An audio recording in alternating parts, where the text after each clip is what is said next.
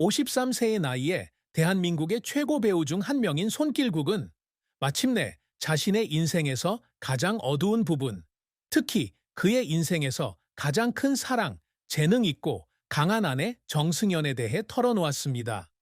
1971년 10월 1일 대한민국 서울에서 태어난 손길국은 강력한 정치적, 예술적 전통을 가진 가정에서 자랐습니다. 그의 어머니는 정치운동가 김두한의 손자인 전직 배우이자 정치인 김을동, 혁명장군 김좌진의 증손자였습니다. 예술에 대한 열정을 가진 청년에서 그는 한국 사극의 아이콘으로 떠올랐고 2006년 같은 이름의 영화에서 주목 역을 맡아 한국뿐만 아니라 전 세계적으로 명성의 정점에 올랐습니다. 특히 이 영화는 관객의 90% 이상을 모은 이란에서 큰 인기를 얻었습니다. 그러나 화려한 경력의 화려함 뒤에는 손길국이 오랜 세월 간직해온 깊은 고통, 혹독한 시련, 그리고 비밀이 있었습니다. 부산 고등법원의 재능 있는 판사 정승연과의 결혼은 그의 사랑 이야기의 중심이지만 그를 눈물 짓게 한 많은 시련도 있었습니다. 그의 가장 큰 슬픔, 그가 갈망하는 성취, 그리고 그가 숨기는 비밀은 손길국을 강하면서도 연약하게 만들었습니다. 그는 항상 가족과 유산을 지키기 위해 싸우는 남자였습니다. 최근 진심 어린 공유를 통해 그는 아내에 대한 깊은 사랑을 고백할 뿐만 아니라 삶의 숨겨진 구석을 드러내 팬들을 감동시켰습니다. 손길국이 한때 공유했던 가장 큰 슬픔은 명성과 가족의 책임에 대한 압박에 직면했을 때 느끼는 무력감이었고, 특히 새 쌍둥이 대한 민국 만세의 아버지로서의 역할과 자신의 경력 사이에서 균형을 맞춰야 했을 때 더욱 그랬습니다. 오랜 역사와 정치적 배경을 가진 가문에서 태어난 손길국은 강인하면서도 엄격한 어머니 김을동으로부터 큰 기대를 받았습니다.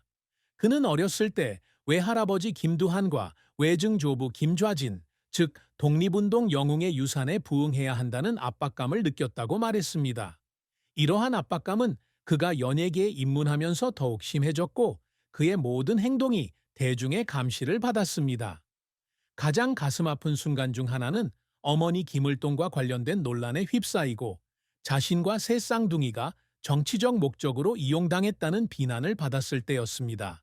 그는 자녀들이 정치 캠페인에 이용당하지 않도록 공개적으로 요청했지만 대중의 비난은 여전히 그에게 깊은 상처를 주었습니다.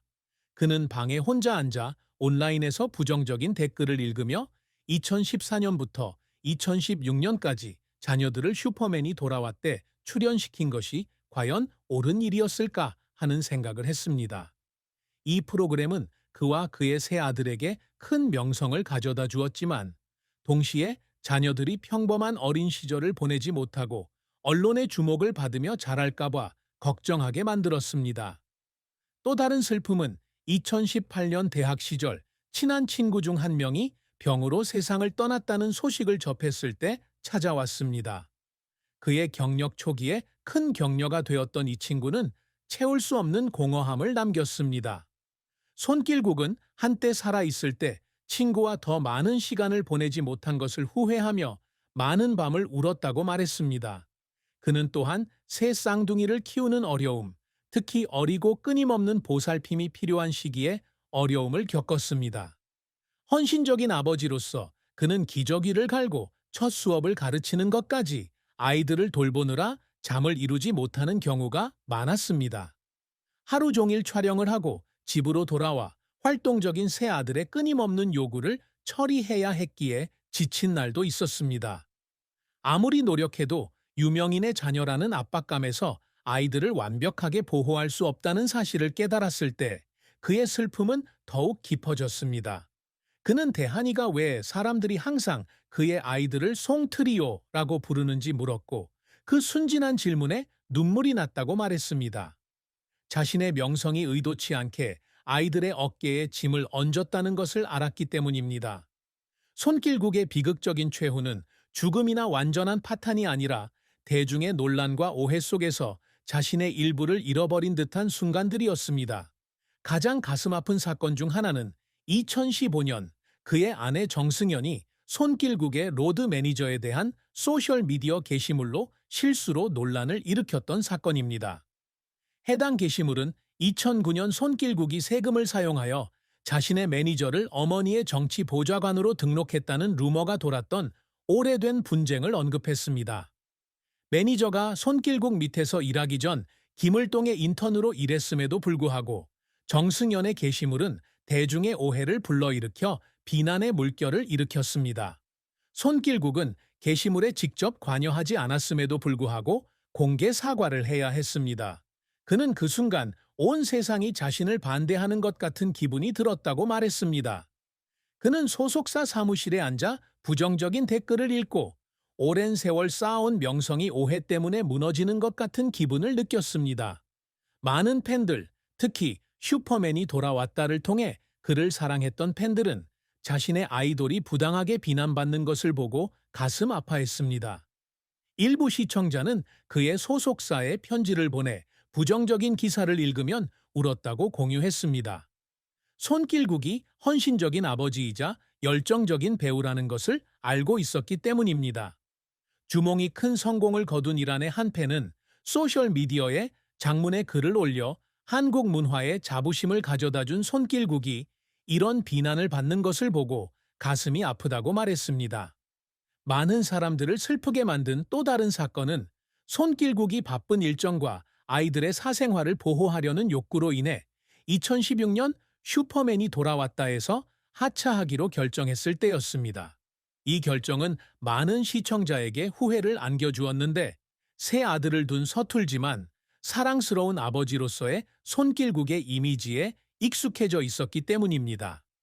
일부 팬들은 온라인 캠페인을 조직하여 제작진에게 그와 그의 아이들을 쇼에 계속 출연시켜 달라고 요청했지만 손길국은 아이들이 언론의 주목 속에서 계속 자라는 것을 원하지 않아 단호히 거부했습니다. 이 결정은 옳았지만 쇼를 통해 시청자와 매우 개인적인 방식으로 소통할 기회를 얻었기 때문에 자신의 일부를 포기하는 것처럼 느꼈습니다. 그의 동료 배우인 장영실을 비롯한 그의 가까운 사람들은 그가 쇼에서 하차한 후 상실감에 시달리는 듯 조용해진 모습을 보았다고 말했습니다. 이러한 순간들은 전통적인 의미에서 비극적이지는 않았지만 손길국의 마음에 상처를 남겼고 팬들은 그가 겪은 일에 대해 안타까움을 느꼈습니다. 손길국의 업적은 예술과 사생활 모두에 대한 그의 변함없는 헌신을 증명합니다. 1990년대 후반 경력을 시작한 이래 손길국은 배역뿐 아니라 한국 문화를 세계에 알리는 능력을 통해 영향력 있는 배우가 되는 것을 목표로 삼았습니다. 그의 돌파구는 2004년 해신의 연문 역으로 그는 감정의 깊이가 있는 복잡한 인물을 연기하여 비평가들의 찬사를 받았습니다.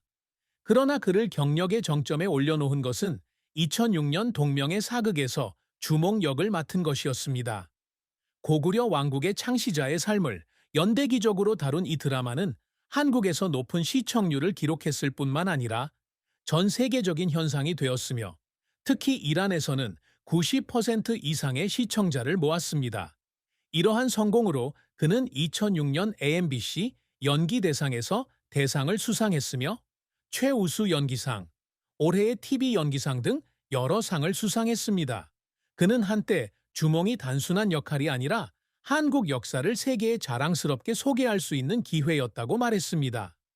주몽 이후 그는 바람의 나라, 신이라, 불리운 사나이, 장영실 등 다양한 역할에 도전하며 다재다능함과 헌신을 보여주었습니다.